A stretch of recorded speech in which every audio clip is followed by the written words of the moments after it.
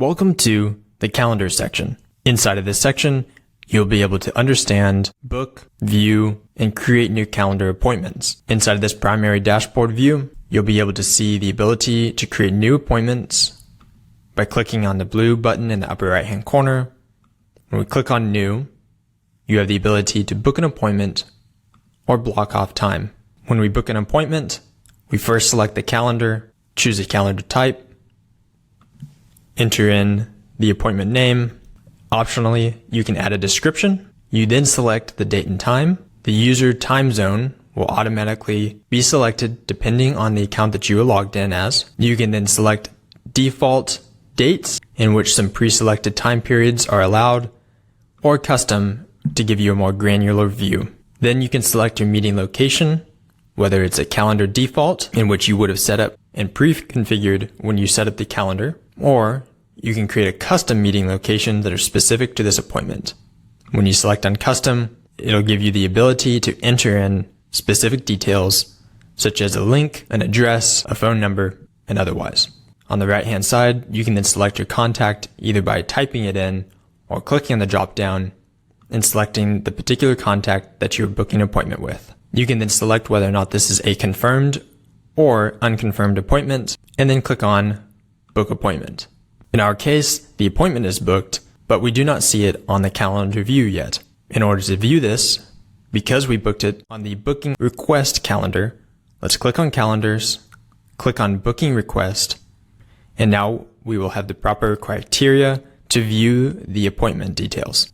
This calendar view also has the ability to link up with your iCloud, your Outlook, your Google Calendar, and pre-populate appointments on the page so that you can visualize what days and times you have available to book. Once the appointment is booked, you can then hover over those details, click on it to view and edit the appointment that you have selected. You can then click on the pencil to edit, click on the trash can to delete, click on the X to exit out of this page, and of course change the status from confirmed to a no-show or to a showed for more accurate tracking. You also have the ability to click on the primary contact link to go and view the contact details of the primary contact you have booked with. Let's click on X for now. Other options on this page include the ability to sort by day, where you can look at a day view, a week, or a month view. An alternate way to book an appointment or block off a time slot is to take your mouse, hover over the day that you want to select, and click on that day. You can then select an appointment or a blocked off time.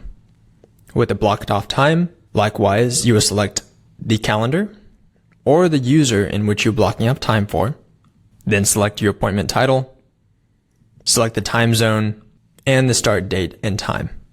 You can then block off that time. In our case, we did not enter a title, but we can see the blocked off slot that has shown up on the 12th.